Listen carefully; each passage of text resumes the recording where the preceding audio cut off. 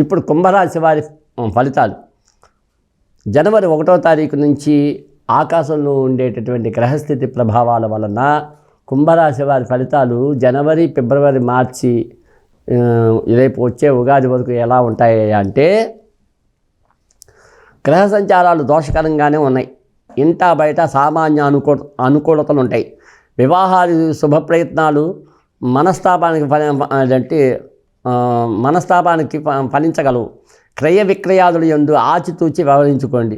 ప్రభుత్వ అనుమతులకు జాప్యం ఏర్పడగలవు. విద్యార్థులకు అనుకూల సమయం. పోటీ పరీక్షల్లో సంతృప్తి ఏర్పడగలదు. అలాగే ఫిబ్రవరి గ్రహ సంచారాలు మిశ్రమంగా ఉండి కుటుంబమున సమిష్టి ప్రయత్నాలు ఉంటాయి. ఆరోగ్యం, ఆర్థికం సామాన్యతలతో సాగగలదు. కుటుంబం వ్యక్తులచే సహకారం ఏర్పరచుకోగలరు. ద్వితీయార్థంలో అధికారంచే ఉత్సాహం ఏర్పరచుకోగలరు. అగ్రిమెంట్లు, ఒప్పందాలు పూర్తి చేసుకోగలరు. బంధువర్గాల్లో విందులు ఉంటాయి.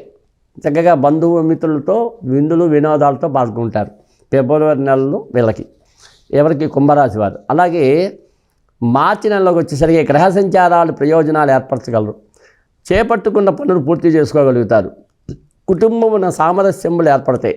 వృత్తి ఉద్యోగాదులు యందు మీదైన తరహాలో గుర్తింపులు ఏర్పరచుకోగలరు. ఆర్థికంగా చిన్న తరహా ప్రయోజనాలు ఏర్పడతాయి. స్థలము, ఇల్లు వంటి వాటికి చేయు ప్రయత్నాలు అనుకూలిస్తాయి. నూతన వ్యాపారాదులు ప్రారంభించగలరు. కాబట్టి కుంభరాశి వారికి నూతన వ్యాపారాదులన్నీ కూడా ఫలించే అవకాశం మార్చి నెలలో అయితే ఉన్నాయి. అయితే ఉత్తరాషాఢ వాళ్ళకి గురు, శని, రాహుకేతువులు మిశ్రమంగా ఉన్నారు. కుటుంబ వ్యవహారాదులు సమర్థించుకుంటారు. ఆదాయ మార్గాలు అనుకూలం. సంతానపు అవసరాలు తీర్చుకోగలుగుతారు. విష్ణు సహస్రనామ పారాయణ మేలు. శ్రవణ నక్షత్రం వాళ్ళకి గురుడు వత్సరమంతా పాపి. శని, రాహుకేతువులు శుభులు. ఆర్థికంగా సామాన్యంగా ఉంటున్న అభివృద్ధి బాట పట్టగలరు. గౌరవ అతిశయములకు దూరంగా బాధ్యతాయుతంగా సాగగలరు. అధికార యోగం ఉంది కనుక పారాయణలు, గురు చరిత్ర పారాయణ మేలు. అలాగే గురుడు పాపి, శని, రాహుకేతువుల వత్సరమంతా శుభులు. ప్రశంసలు, పురస్కారాలు ఉంటాయి. ఆరోగ్య, అధికారులు క్రమశిక్షణలు చూపుతారు. కుటుంబంలో ఏకస్తులై ప్రయత్నించుకుంటారు కనుక పారాయణ చేయించుకుంటూ సుబ్రహ్మణ్య ఆరాధనలు నిత్యం చేయడం మంచిది. అలాగే ఈ కుంభరాశి వారికి రాజపూజ్యం 6, అవమానం 1, అలాగే ఆదాయం 14, వ్యయం 14.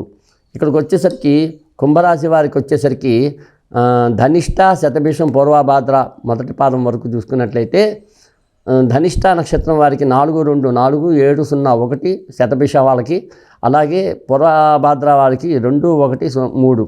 కాబట్టి ఈ చివరిలో ధనిష్ట నక్షత్రం వారికి వచ్చేసరికి ఆదాయ వ్యయాదులు సమానంగా ఉంటాయి.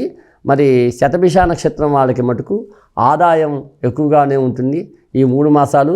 అలాగే మరి పుష్యమి అంటే పూర్వభాద్ర నక్షత్రం వాళ్ళకి కూడా ఆదాయం అనేటటువంటిది ఖర్చు కంటే ఎక్కువగానే ఆదాయం వస్తుంది.